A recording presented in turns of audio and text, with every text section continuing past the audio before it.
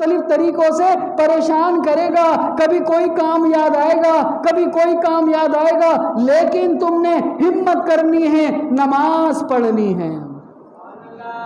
ان الصلاۃ تنہا عن الفحشاء والمنکر، ان الصلاۃ تنہا عن الفحشاء والمنکر، یاد رکھو یقیناً یہ نماز انسان کو برائیوں سے بچاتی ہے۔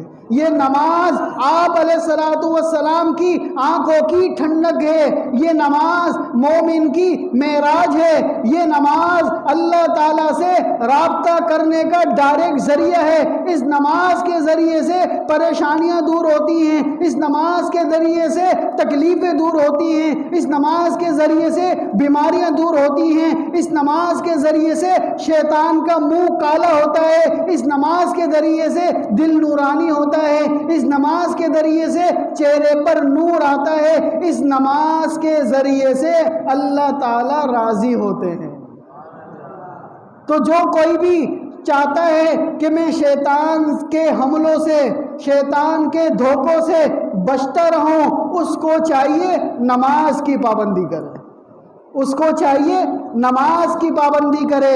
یہ نماز بہت بڑا ہتھیار ہے، یہ نماز بہت بڑا علاج ہے، تمام بیماریوں کا علاج نماز میں ہے، تمام بیماریوں سے شفا نماز میں ہے۔ ایک مرتبہ حضرت ابو بکر صدیق رضی اللہ تعالی عنہ سے پوچھا کہ آپ نماز کے اندر ایسے کھڑے ہوتے ہیں جیسے کوئی لکڑی کھڑی ہوتی ہے، بالکل سیدھا، آپ کو پتہ ہی نہیں ہوتا باہر کیا ہو رہا ہے۔ حضرت ابو بکر صدیق رضی اللہ تعالی عنہ نے فرمایا نماز کے اندر میں اپنے اللہ سے باتیں کر رہا ہوتا ہوں، مجھے پتہ ہی نہیں ہوتا کہ باہر کیا ہو رہا ہے۔ حضرت علی رضی اللہ تعالی عنہ کو ایک مرتبہ ایک جنگ کے اندر ایک تیر لگ گیا، اب نماز کا وقت قریب تھا، اب کسی کو ہمت نہیں ہوئی کہ یہ تیر کیسے نکالیں۔ کسی نے مشورہ دیا کہ جب حضرت علی رضی اللہ تعالی عنہ نماز پڑھنے لگے تیر کو نکال لینا، کیونکہ نماز کے اندر ان کو پتہ ہی نہیں ہوتا ہو کیا رہا ہے۔ حضرت علی رضی اللہ تعالی عنہ نماز پڑھنے لگے، جیسے ہی سجدے میں گئے پیچھے سے چند صحابہ نے آ کر اس تیر کو نکال لیا۔ حضرت علی رضی اللہ تعالی عنہ نے سلام پھیرا، سلام پھیرنے کے بعد صحابہ کرام سے پوچھنے لگے کیا بتاؤ تیر نکالنے کے لیے آئے ہو، کیا بتاؤ تیر نکالنے کے لیے آئے ہو؟ صحابہ کرام نے فرمایا اللہ کے نبی کے خاص بھائی ہم تو تیر نکال بھی چکے۔ انہوں نے کہا کب تیر نکالا؟ مجھے تو پتہ ہی نہیں چلا۔ فرمایا جب آپ سجدے میں تھے ہم نے تیر نکال لیا۔ تو ان کی نمازیں ایسی نمازیں ہوتی تھی، پتہ ہی نہیں ہوتا تھا اللہ تعالیٰ سے ڈائریکٹ باتیں کرنے کا ذریعہ کیا ہے، یہ نماز ہے۔ تو میرے عزیزوں آج ہمارے پاس موقع ہے، آج ہمارے پاس وقت ہے، کیوں نہ ہم اللہ کو زیادہ سے زیادہ یاد کریں، کیوں نہ ہم اللہ کو زیادہ سے زیادہ یاد کریں، کیوں نہ ہم اپنی زندگی میں نماز کی پابندی کریں، کیوں نہ ہم اپنی زندگی میں نمازوں کا اہتمام کریں۔ یہ نماز ہی ہے کہ جو کل قیامت والے دن سب سے پہلے نماز کے بارے میں پوچھا جائے گا، سب سے پہلے نماز کے بارے میں پوچھا جائے گا۔ جس کی نماز مکمل نکل گئی، جس کی نماز ٹھیک نکلی، اس کے سارے اعمال ٹھیک نکل جائیں گے۔ تو اس نماز کو نہیں چھوڑنا، اس نماز کی پابندی کرنی ہے، چاہے وہ فجر کی نماز ہو، چاہے وہ ظہر کی نماز ہو، چاہے وہ عصر کی نماز ہو، چاہے وہ مغرب کی نماز ہو، چاہے وہ عشاء کی نماز ہو۔ جب ہم یہ 5 نمازیں جو کہ ہم پر فرض ہیں یہ پڑھیں گے تو اللہ پاک ان 5 نمازوں کی برکت سے ہمیں دیگر نمازیں پڑھنے کی توفیق دیں گے۔